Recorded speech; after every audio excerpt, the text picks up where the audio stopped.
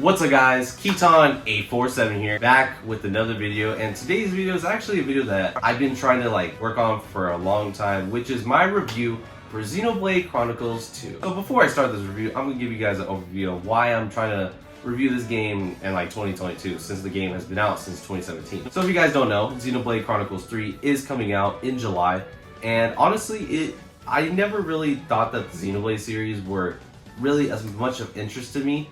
But recently, I looked through my Switch games and I bought Xenoblade Chronicles 2 a couple years ago, and I never finished it. I only finished the first chapter, which is kind of embarrassing, but I feel like I should play this game because lots of people give it a lot of praise, and I was really curious to see if Xenoblade Chronicles 2 was a great game. And to my surprise, it's not that great. Let me explain, guys. So I have lots of problems with this game because I honestly don't find it that enjoyable, which brings me to the combat system. The way the combat works is you basically auto attack, which is mainly what you do in battles, and that helps by charging up your arts, like strong attacks like topple or shield, stuff like that.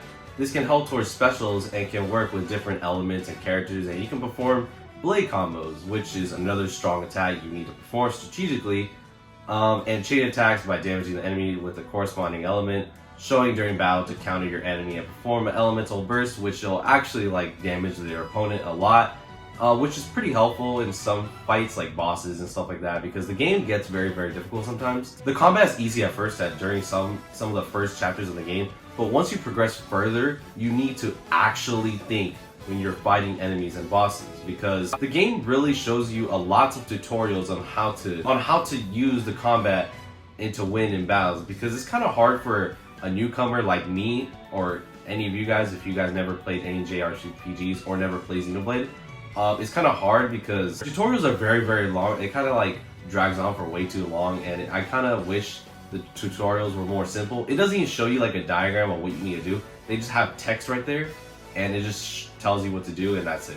But anyway, the combat is very in-depth too, because there's these things called drivers and blades. For example, Rex is a driver and his blade is Pyra or Mithra, which obviously these drivers are the characters you have in your party, and each driver has 3 blades and 9 arts you can use during battle, which you can pull off different type of strategic and interesting combos to pull off during battle. The drivers you have, the characters you have in your party, like Tora or Nia, you guys have different blades, and you can switch between blades during battle, so it could be kind of different to have different blades that have different elemental feats to them, and depending on the enemy, you can counter it and defeat them very easily. By the way, this is kind of a nitpick, but these characters in the game won't shut up.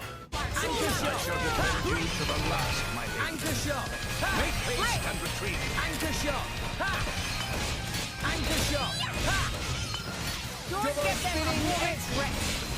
Double spinning edge! Double spinning edge! Fighting during combat, the characters do not stop talking, and it gets pretty annoying to me. Sure, it's not like a gameplay thing that shows the game is bad, but it's just an annoying thing from my experience in the game, and I just find it very annoying to hear all these characters ramble on the same dialogue when I pull off the same moves during battle. It just gets very annoying. But yeah, that's basically the combat of this game, which is very hard for me to explain to you guys in person because, man, that was a mouthful. But anyways, let's move on to the story, because the story is actually very complex, and in this video, I will not be spoiling the story at all. The only thing I will spoil is the beginning of the game.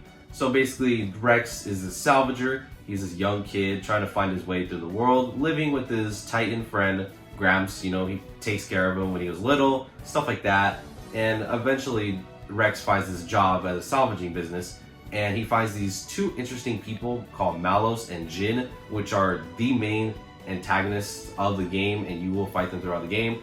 And they basically take him to this place where they will get paid a lot, and he finds this Aegis, which is Pyra, locked away and sealed away, and Rex touches the blade, and boom, Jin slices him through the chest, and freaking all these crazy things happen, and basically that's how Rex obtains his blade, which is Pyra, which honestly, she's the most strongest blade in the game in my opinion, and she will go through you and Rex. She will go through Rex throughout his whole journey throughout the game, and that's basically how the game starts off. Rex finding Pyra, and they both had to get to Elysium, and which is the main place you need to go to, which I would spoil, but honestly, you guys are gonna experience it for yourselves because this is one of the most redeeming qualities of this game, which is the story. The story elements in this game have lots of great parts and twists and very sad moments that had me kind of tearing up in some ways because I honestly love the story in the game. No matter how difficult and hard that the gameplay is, I will still always love the story for this game because it is honestly beautiful, especially with the amazing character designs. Speaking of character designs, the character designs are very, very interesting.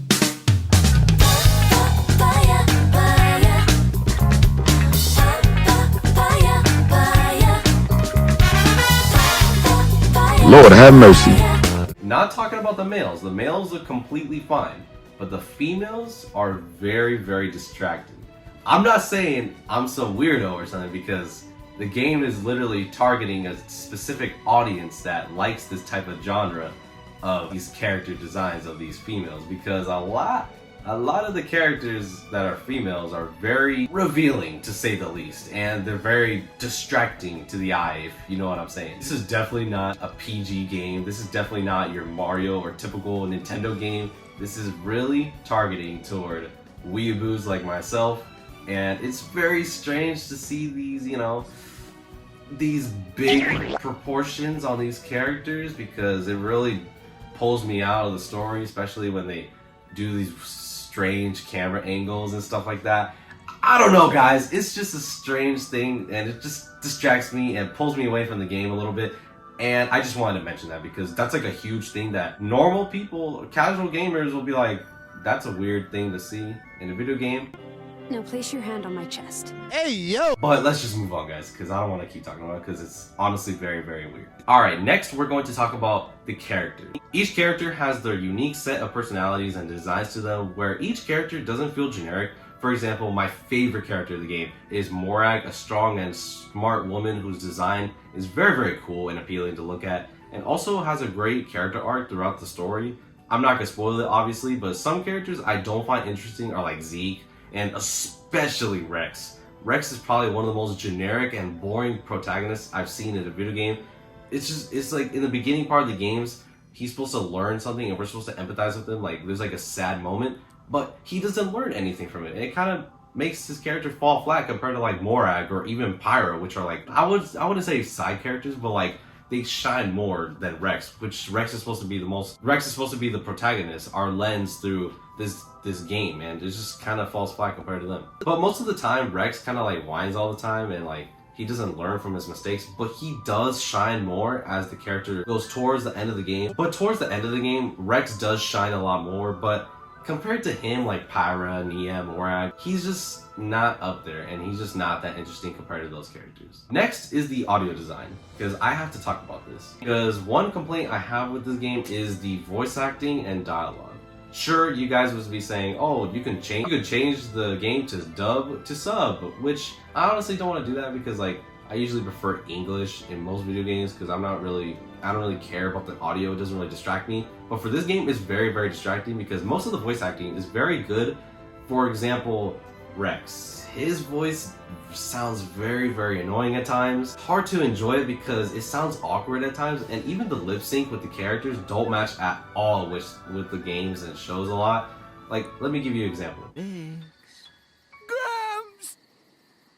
Yeah, it doesn't really sound that great. But the other voice actors, besides Rex, all sound great. All the characters have different tones of voice, different accents, and even fit for the characters, for the voice actors to portray. Anyways, guys, let's talk about another positive thing I have about the game, which is the music. The music is very good with its intense variety of music when it's used in battles or different areas, and especially cutscenes. For example, when a character is having an emotional moment with another character or an epic fight between characters are happening. It's just a great soundtrack overall compared to like other Nintendo games, which honestly I really love the soundtrack, especially Counterattack. You know, it's like there's a lot of great songs in this game, especially the ending. I'm not going to spoil it at all. The game has so many emotional music to it, and it doesn't pull me away from the experience, which each area feels very unique when it comes to the soundtrack, and it makes this game feel more like a huge world to explore, if you know what I mean. Anyways, let's talk about the graphics, because the graphics in this game, for a Nintendo game, It's great for having some unique environments and visuals to help the world of All Rest feel different compared to the previous Xenoblade games like Xenoblade 1 and Xenoblade X. The environments and locations you visit feel different from one another, but the graphics are definitely a lot better compared to games, especially recently, like Pokemon Arceus or even Breath of the Wild. It's very appealing and great to look at because each place just looks beautiful overall, and I just really enjoy the environments and stuff like that. It's such beautiful to look at. But overall, guys, I really enjoy Xenoblade Chronicles 2 for some reason, because at first I did not like it because the combat system, there's way too many things to explore, like way too many side quests and stuff like that. The game felt very large, and I really wanted to get this review out before Xenoblade Chronicles 3 comes out. And I was really invested into this game. Not because of the combat was utterly disappointing, and I just did not enjoy it at all. But the only thing that pulled me close to this game and actually enjoying it was the story, the characters. Everything just had me in feels when I just played this game and just enjoy the story and enjoy like small parts of the game, which honestly shine more than the combat. The combat wasn't really that great to me, guys, which is really holding me back from giving this game a great score. So that's just my opinion, guys. Overall, guys, I love Xenoblade Chronicles 2, but it's kind of hard to enjoy the game, especially with this hard difficulty. I even played this game on easy, so that's how you know the combat is very hard in my opinion. But overall, guys, the graphics, the music, mostly everything is beautiful except the combat, because for newcomers and for casual gamers, it's very hard to get into this game when seeing this huge combat system. It looks terrifying to look at, and honestly, I really like this game. Not a fan of the combat, but that's just my opinion, guys. Overall, I give Xenoblade Chronicles 2 a 6.5 out of 10, guys. Would I recommend it to you guys? I'm not sure, because this game has a specific audience in mind, and for like casual gamers, like if I show this game to my mom, obviously she would not enjoy this game. But like, maybe to like my friends or people who actually like this type of stuff, maybe it could be their type of game. But who knows, guys? Please tell me down below in the comments if you guys play Xenoblade Chronicles 2 or I'm planning on getting Xenoblade Chronicles 2, because honestly, it's probably worth it, but in my opinion, the combat really takes it away. But you guys tell me in the comments. So guys, hope you guys enjoyed this video. Please make sure to subscribe, because I gladly appreciate it, and make sure to super smash that like button, and make sure to turn on that notification bell to stay notified for all my videos and content coming to the future of this channel. Now guys, I'll see you guys later. Peace out. Bye.